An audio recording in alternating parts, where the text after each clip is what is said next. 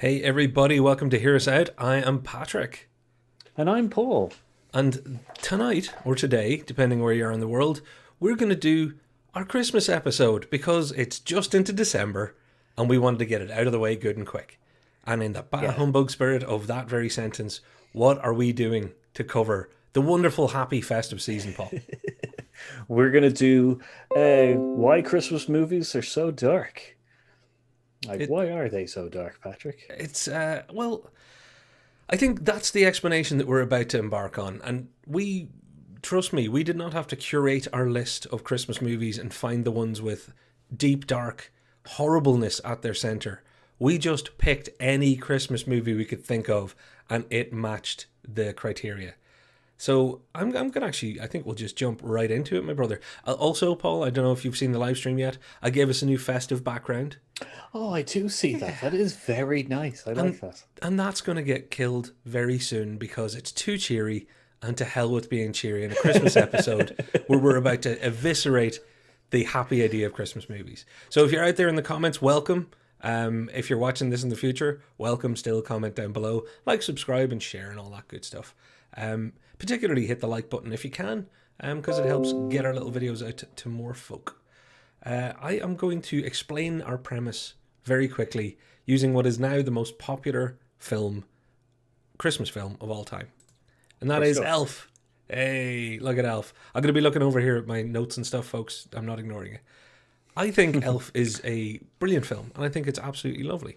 There's only one problem. And Paul summed it up in a line that I am now going to read. Elf, at its core, is about an escaped orphan suffering from Stockholm Syndrome who has an existential crisis when meeting his biological father, who then tries to disown him again. The man was brainwashed. No matter what way you cut Elf, you cut it this way and that way, Elf has a dark, dark center.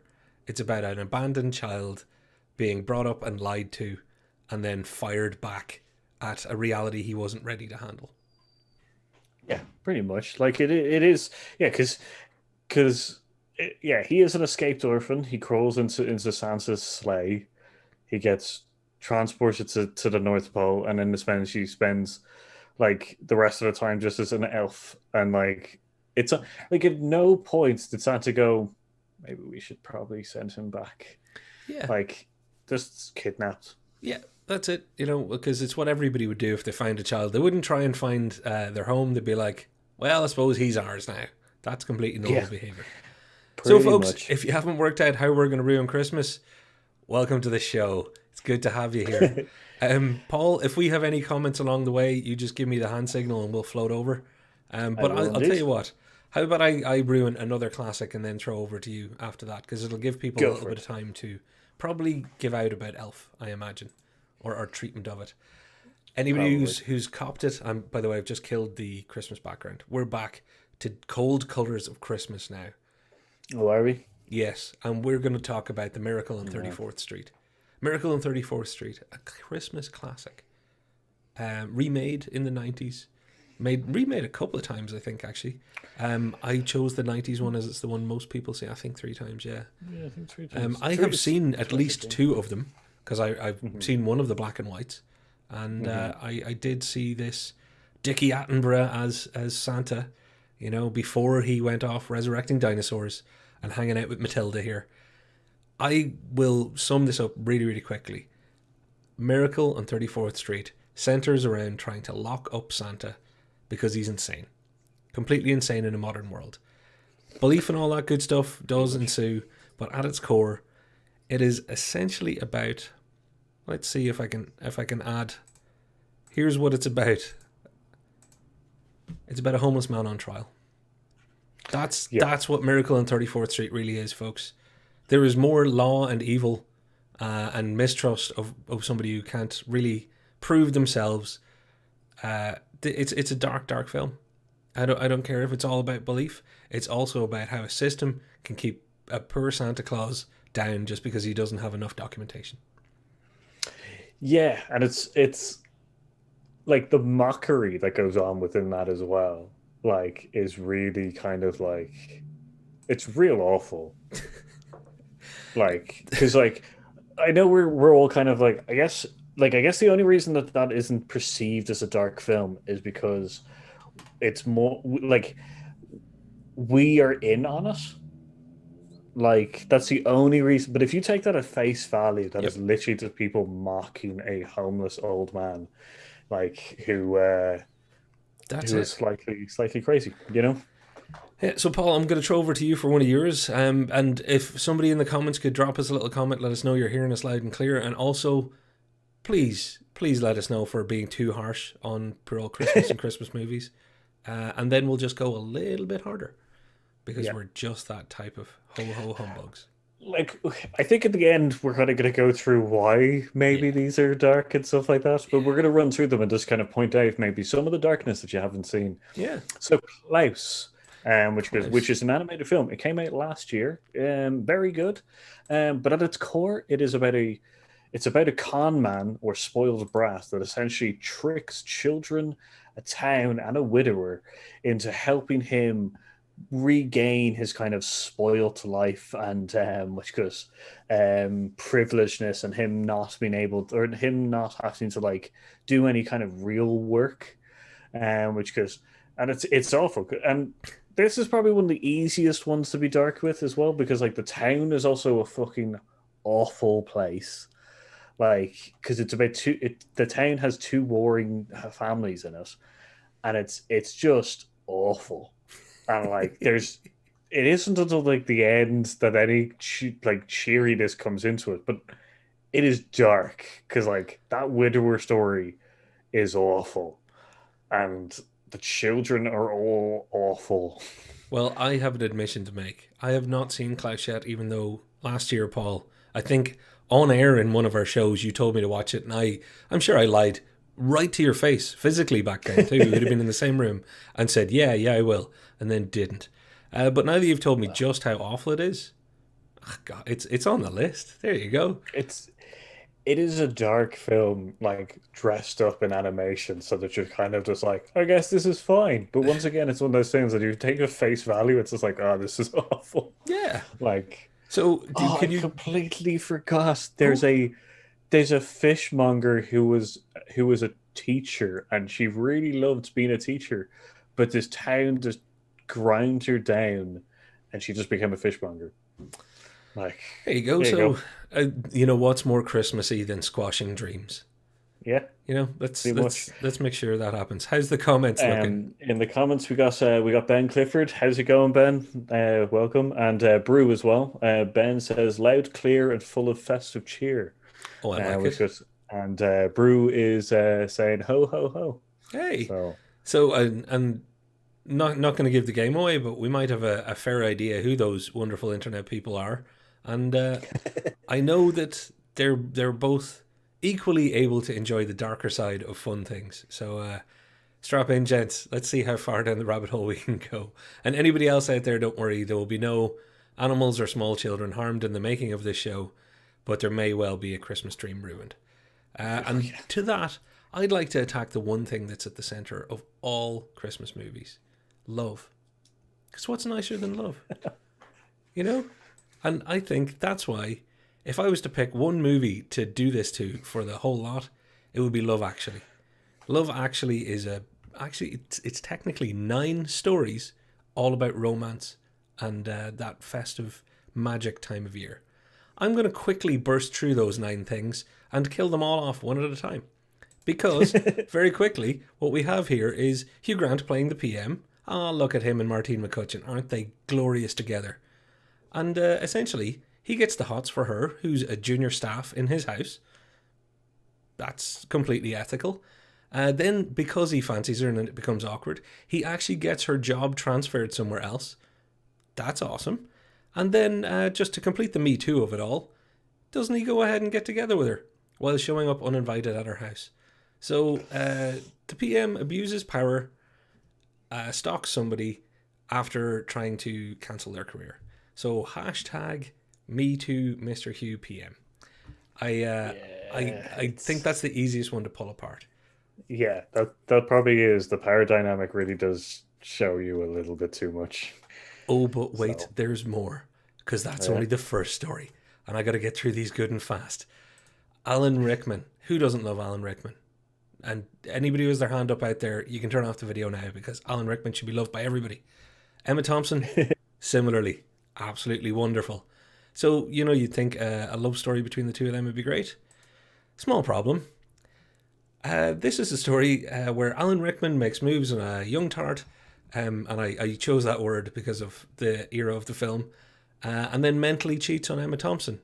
So he pretty much destroys a loving relationship over nothing, over pure hubris, and essentially it's a devil woman and an idiot. That's what that love romance story is about. So that's very Christmassy.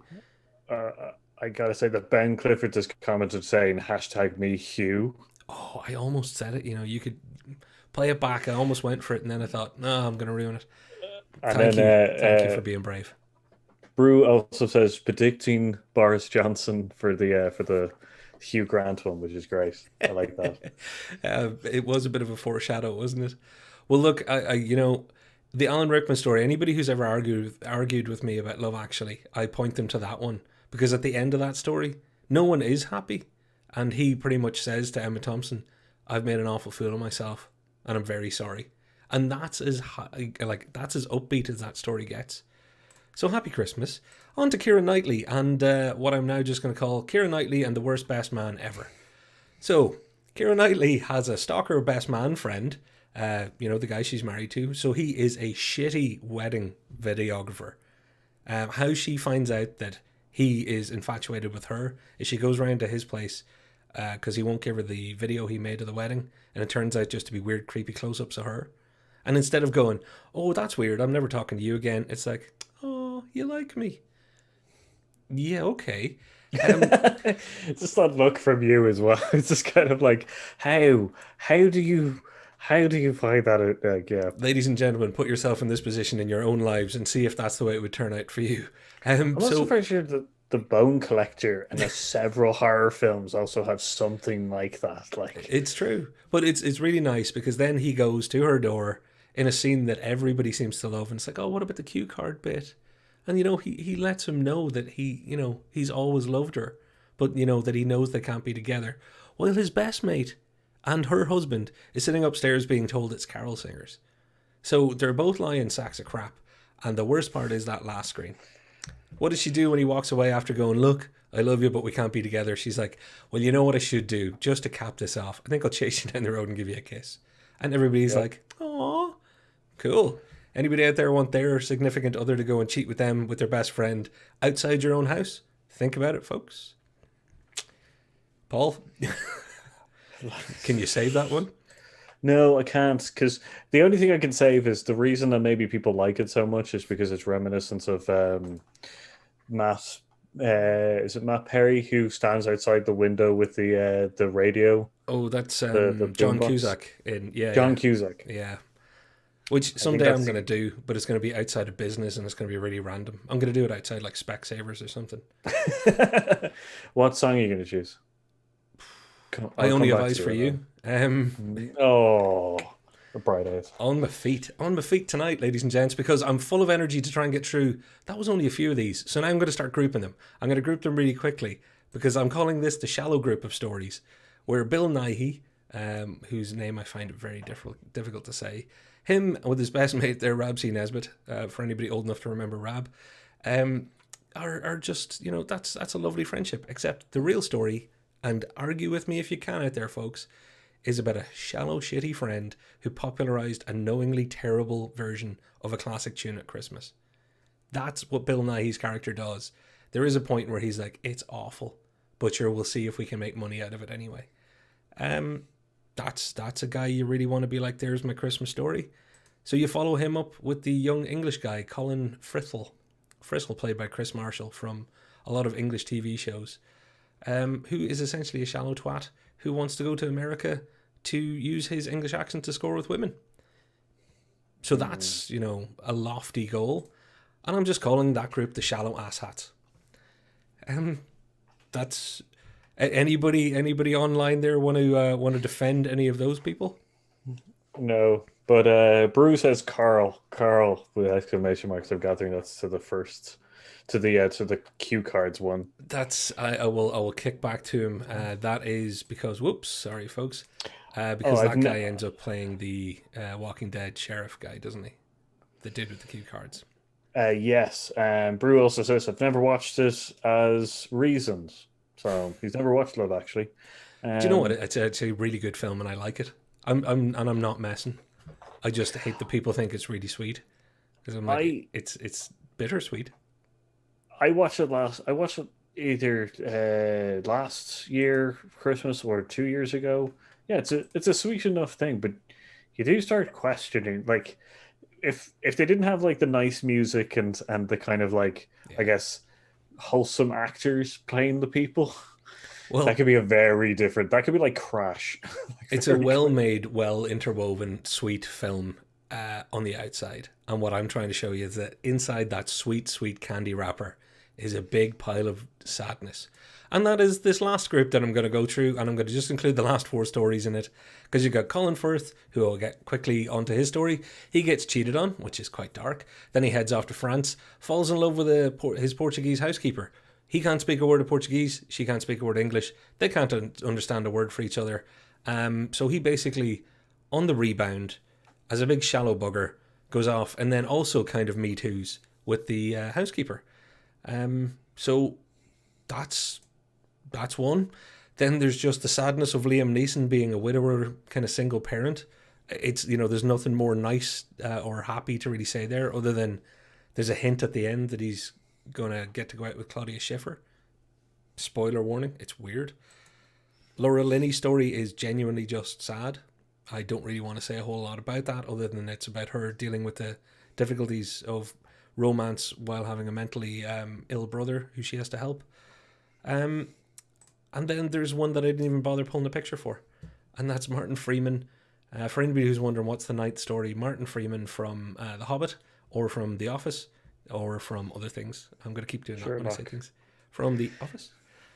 So The Hobbit and somebody else are stand-ins for like softcore porn, and they're actually really shy people when they're not dry humping on set. And somehow that's a love story. It is the least served story of all the nine. I think it was just tacked in there because somebody went, do you know what would be really fun if we threw in? And then they just threw it in. It is not a Yeah. well-developed story at all.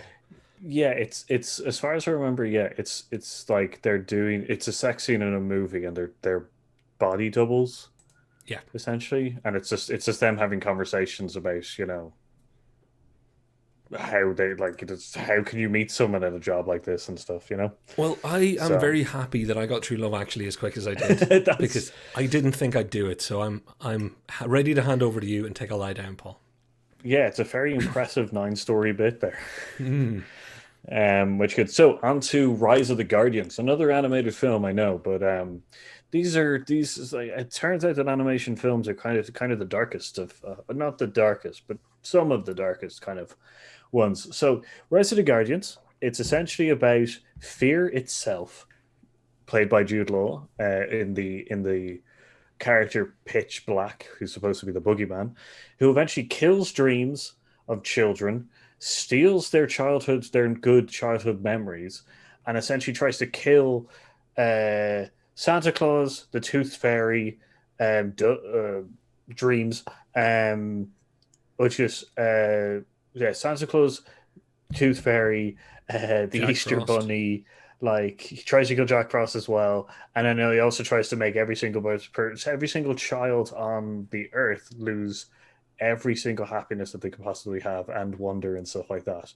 And it is awful. Oh, it seems pretty cheery. I've never seen it. Also sounds like a laugh riot.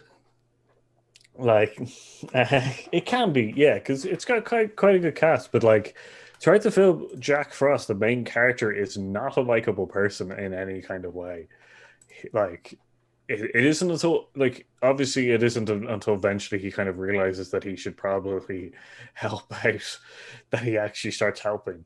But pretty much all he wants is just to have fun and just like you know I guess just play around and not have any responsibility in any kind of way, you know. Well, So yeah, it's a it, fairly dark film. I think you've definitely given me the impression because if you described that movie to me, I would not have said Christmas movie Other than the few character names that you threw in, I would be like, that sounds like a Halloween film because it's quite heavy on the I'm going to take all happiness the children have ever had away. It doesn't scream most wonderful time of the year. Yeah, like it's. I would say that it's Nightmare Before. Like they could have used instead of using Rise of the Guardians, if Nightmare Before Christmas was not fucking taken, they could definitely have taken that, like that story or that title. It's pretty dark. That's I think my tagline was "Fear kills dreams and steals happy childhood memories. Jack Frost freezes things." That was the tagline that I made for it. that covers its darkness for sure. Well, then I'm gonna switch up a gears, and I'm actually gonna do one that's all just happy. You didn't see this coming, did you? I'm actually throwing one in the middle, just in case anybody's going too low. I'm bringing it back up with the beautiful and Very good. wonderful Home Alone. And as you can see, folks, by the first image that comes up, what is Home Alone really about? Home Alone is really about child neglect.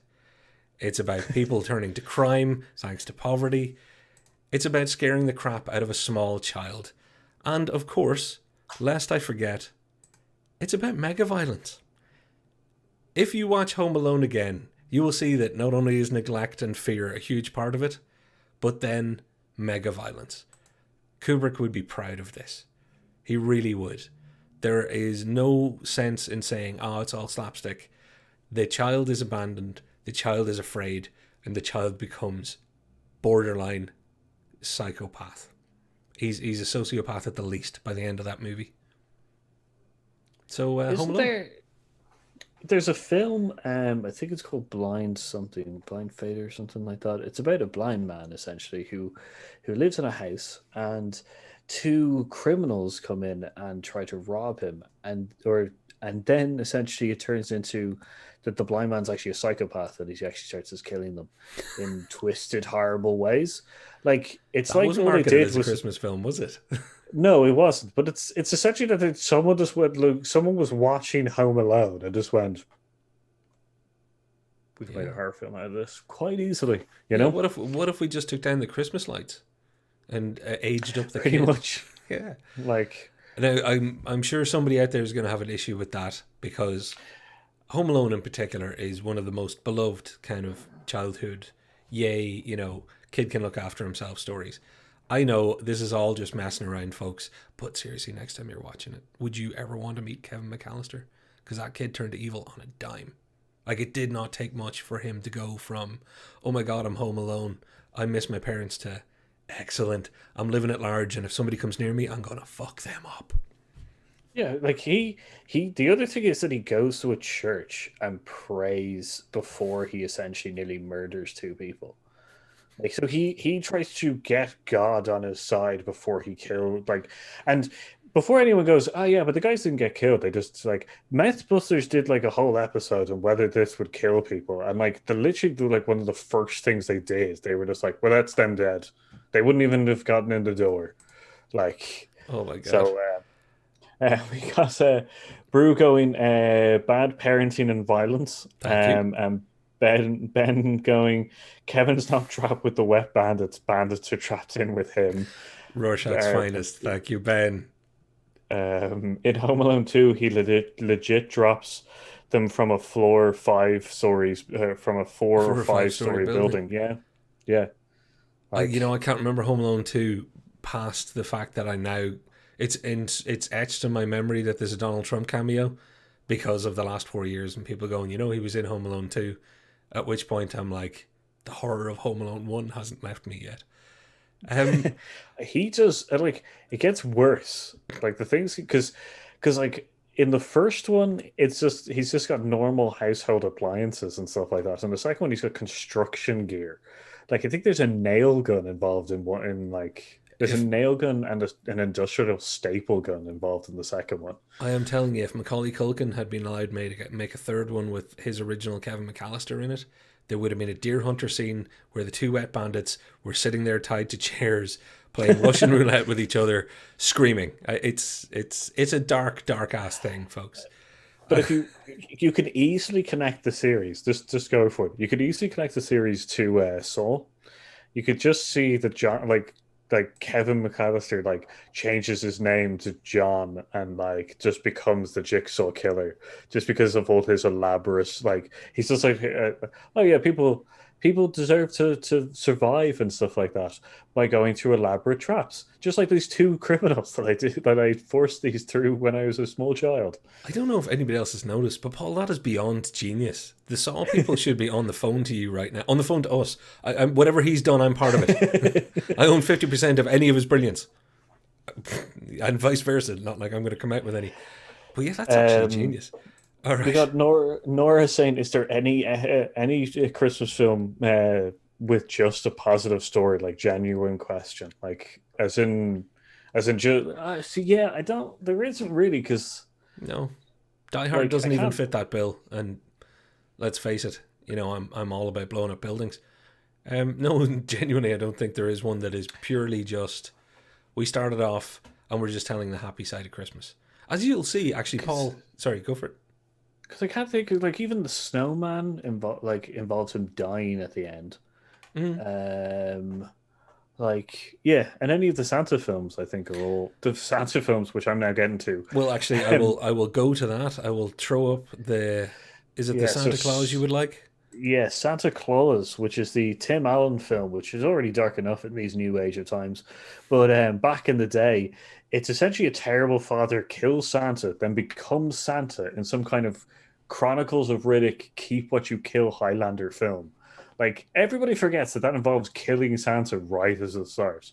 Like everybody's just like, "Ooh, the fat and beard keeps growing back. Ooh, what's going on there?" That man killed someone, and no one is talking about it.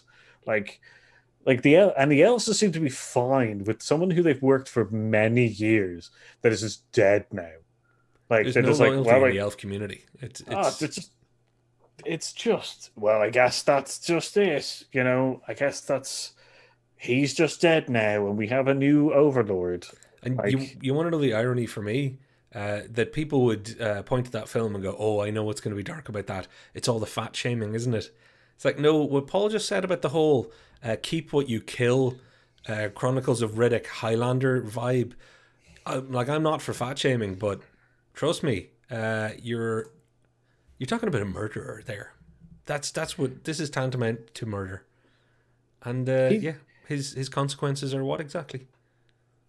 yeah, he just becomes like essentially. So he murders Santa, and then inherits essentially all of his stuff. He essentially like the property market for the North Pole alone, like for the amount of shit that is there, is massive. So he's murdered someone and then just essentially, it's like, you know, what's that Weekend at Bernie's Mm, or that like is that the one where they essentially have a dead man at a yep, party? they're carrying Yeah, him around. that's Yeah, yeah, it's essentially just that. Essentially, he just takes on the mantle of Santa Claus. And everybody also forgets that there's a Black Ops team of elves in that film that break him out of prison, and they have some shady weapons in that. They have because they're just like, oh yeah, this is just ribbon. Look at the red ribbon, and then it goes through steel. It goes through metal iron bars to get him out, and you're just like, what could that do to a person? or to JFK on the grassy knoll. Not starting a conspiracy theory here. I'm just saying, was there a small pointed elfin hat over there in the Zapruder tape? I don't know, Paul. Like, All I'm saying is I'm with you on the Santa Claus being dark, and not only for the fat shaming. Let's just say that. oh, here's what here like so Ben Clifford says Arthur Christmas. That's about a horrible family who disown a black sheep constantly until he's actually needed. And also it's ageist as well because they constantly shame an old man that can't do his job, like can't do the job anymore. Like instead of kind of like, you know, venerating this old man for all the work and the groundwork that he laid in their family dynasty. They're just like, well, he can't do shit. He's an old man who's gone senile and crazy, and no one should pay attention to him. And then our son Arthur, who's literally the only person who actually likes Christmas, it would seem, in the entire family of Santa Clauses, like, and realizes the sole reason is about giving rather than like just getting the job done. So there you go. So to that I say, stick your Arthur claws. No, well argued, Paul. So I've flicked over. I've just I've moved some screens to have a quick look at the comments too, and I can see the Muppets. Now I kept the Muppets out of this because even some things are sacred for me. Weirdly, the With Muppets, like, the Muppets. shows you where my values are. Before you eviscerate the Muppet Christmas Carol, it is fantastic. But yeah, there is nothing but darkness in there. But there's nothing but darkness in the Muppets at the best of times. Hence why I love the Muppets. I do want to call out Ben for pointing out to you the thing with the Santa Claus. It's about the claws. Yeah, that makes everything more Christmassy. Essentially, legal advice and legal documentation. Respect the law, Paul. That's what I say. Respect the law. I'm going to kick us up to a slightly more unexpected. Who out there has forgotten already the film Scrooged? Scrooge, Bill Murray's Christmas movie. Bill Murray, he's one of our Mount Rushmore people, I think, Paul. He's one of the great gods of it all. And here's my little quick synopsis and notes on why Scrooged is not just an uplifting film about redemption, but is dark as shit at its core. Let's see. Bill Murray's Scrooge is proof that he wouldn't be in a position of power unless he'd been an asshole.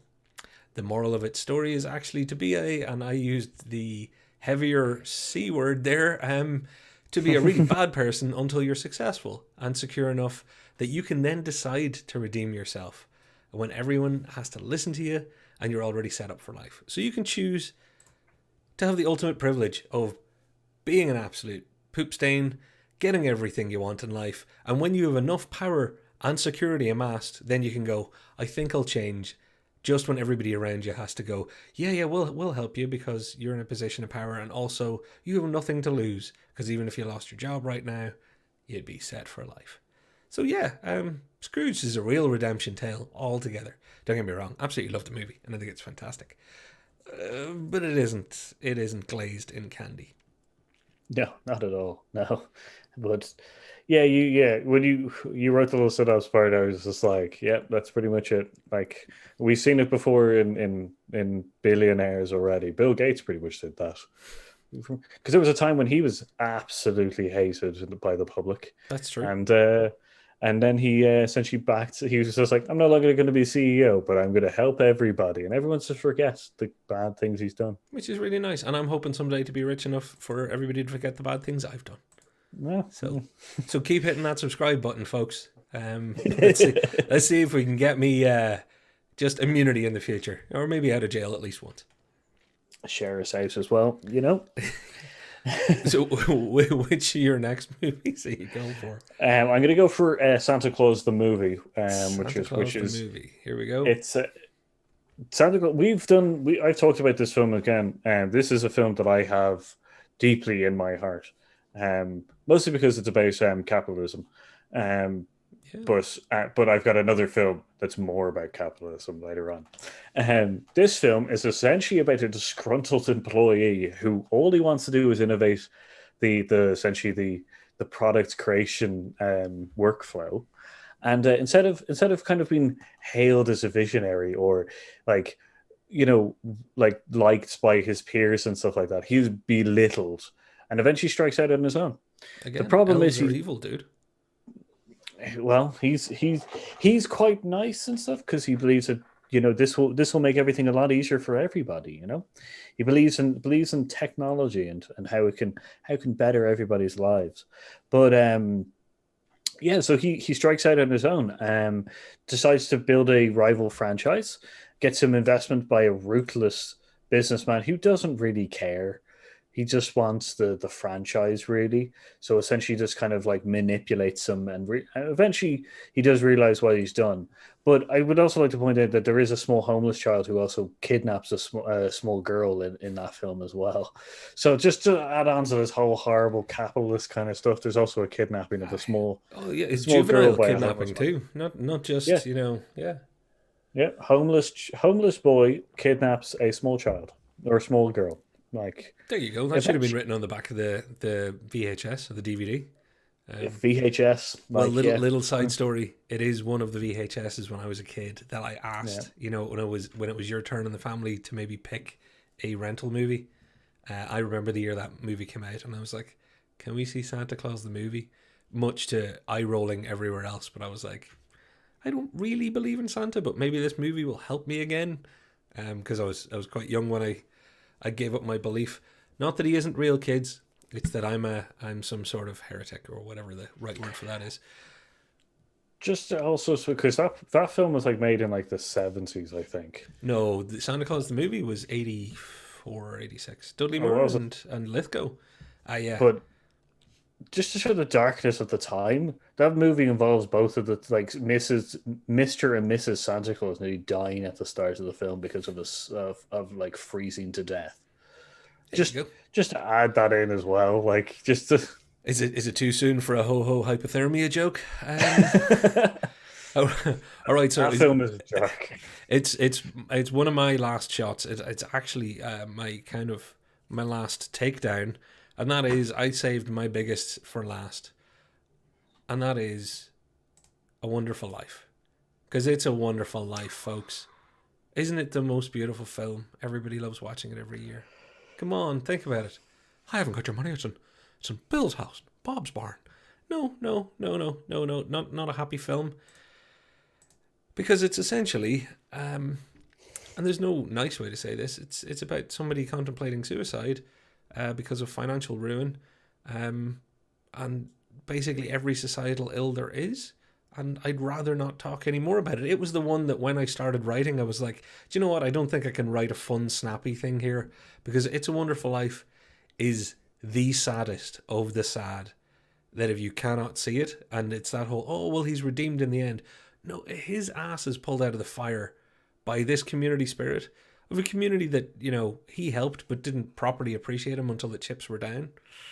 I don't know, that's like saying, oh, well, Mr. Bond had a great day today because the laser didn't quite cut his nards off. It's like, yeah, well, it was a pretty bad day up until that point, and just because the laser didn't split him in two, I'm not calling his day a good one.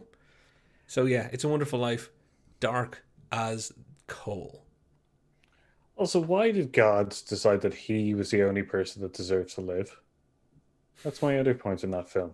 Because an angel comes and starts helping him realize, well, what would happen if he didn't, The, like, you know? there are angels everywhere doing this apparently all the time for random people, but always just when it's kind of too late, or just in time. No angel is coming along stopping money being misplaced or helping people be nicer to each other. They're like, nah, let's see how messed up it can get, and then we'll look like heroes. Somebody will ring a bell and Clarence will get his wings. I call bull crap on it, although deep down I love that movie too. Yeah, I'm a big softy for it. But yeah, we got to be serious about this in the episode. I feel like I might be the one that's a little... No, I'm only messing. So yeah, my last and final film. I didn't hold the big guns until the end, but I think in some ways, Paul, in some ways, in some ways I did. Yeah, Jingle All the Way. Yeah, a film that essentially shows capitalism destroying a man's life, making him nearly kill someone, and then it also assumed that his wife is cheating on him. So there you go. yeah, That's his. it's about the breaking of a man, really, isn't it? Yeah, and like I guess in the old like it's in the terms of kind of trying to get something for their child so that they really love and stuff like that. But my thing would be if the child really did love you, he wouldn't care if you didn't get that Turbo Man doll. Yep. He would And if just you care really that you loved your tried. child, you'd let them learn that lesson early in life that Turbo Man isn't the most important thing, and you can't always get what you want. But if you try Exactly. sometimes, you just might. No, I'm not doing the lyrics. Um, I couldn't agree. I think that Jingle All the Way may be one of the better dark finishes for this because I don't know if you've ever seen Falling Down with Michael Douglas. Yes, The yeah. parallels are endless, ladies and gentlemen. The parallels are endless.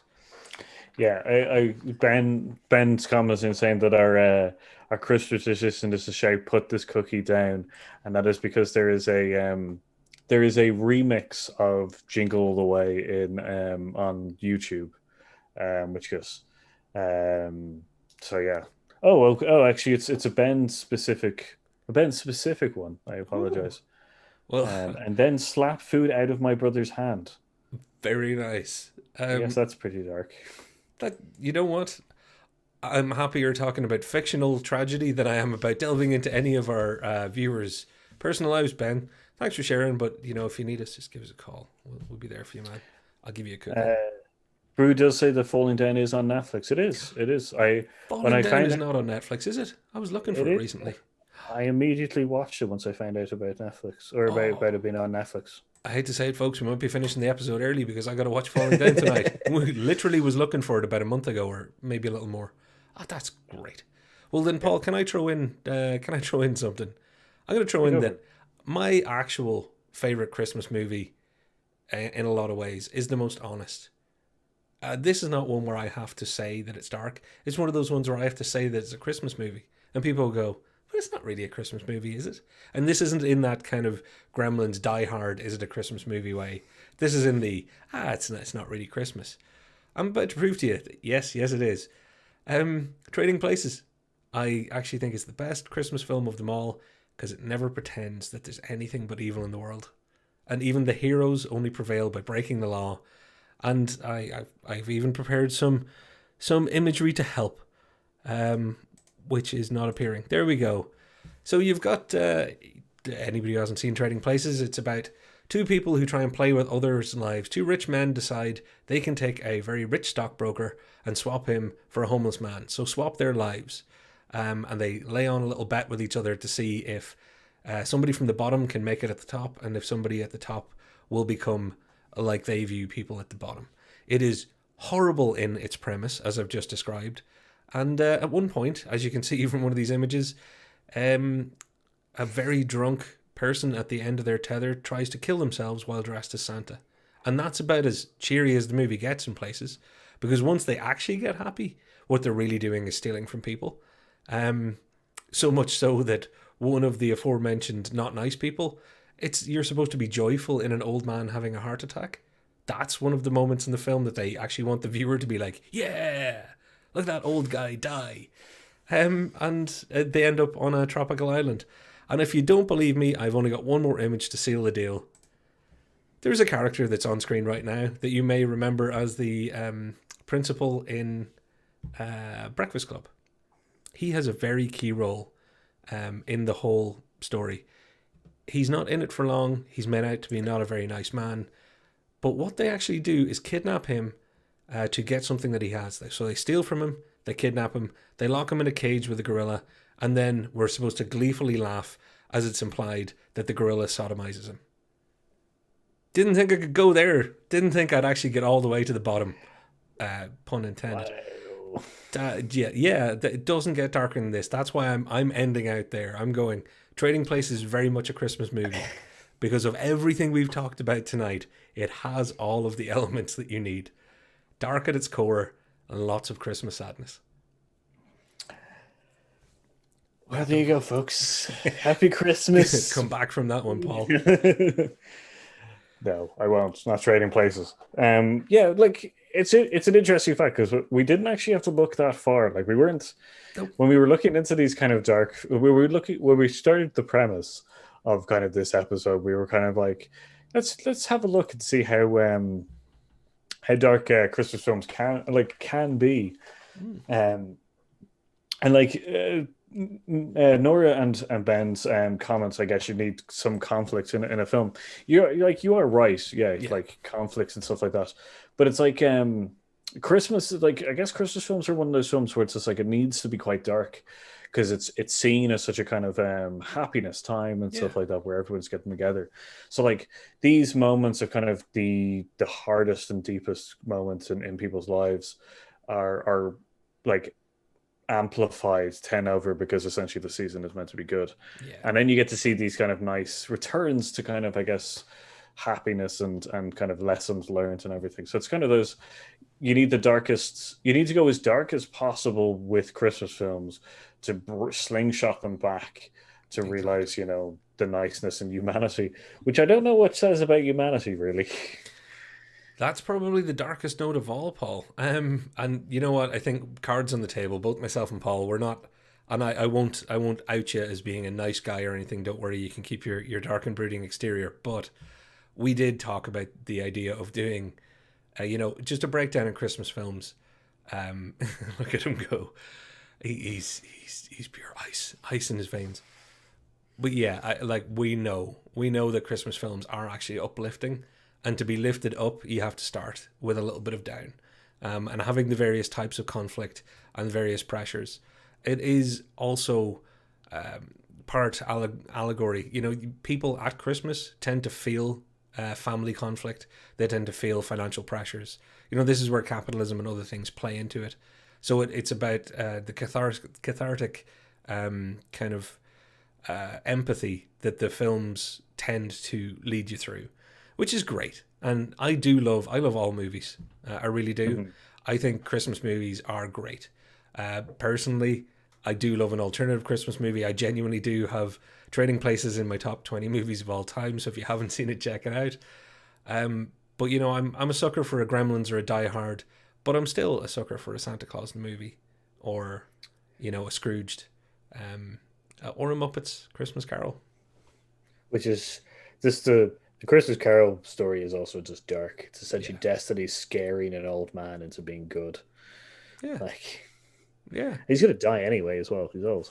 Um, just And saying. yeah, well, and kind of on that note, I would say I'm thinking that we've covered it all. I would love to get feedback from everybody who's watching this out in the future. Hopefully, we'll get some watches out of people over the festive season in the run up to Christmas. Do let us know what your favorite Christmas movie is and why it's dark in the middle, because it is. It doesn't mean that you don't love it, and it doesn't mean that it's not a good movie. So let's have fun with the idea of what is the down that gives you the up in your favorite Christmas movie. So yeah, and if there's any other subjects that you want us to cover or anything like that, you can suggest them in the comments down below after this which goes episode goes up on video on demand, and or you can tweet at us, which goes at I think our Yep, right socials below are you. It's right below you. Yep. so yeah, on Twitter and Facebook and Instagram as well. So yeah, which goes so. And also, I've just realised what's right below me. It's a subscribe. Oh, the subscribe button. Anyway, smash it, like it, tickle analytics, all that stuff. We do this because we love you and we love each other, and let's all have love at Christmas. But whatever you do, don't watch Love Actually without having your eyes opened. Um, I've been Patrick. And I've been Paul. And we've been Hear Us Out. And we will see you next time. See you later, guys. It's going to be fun and Christmas now with all the darkness.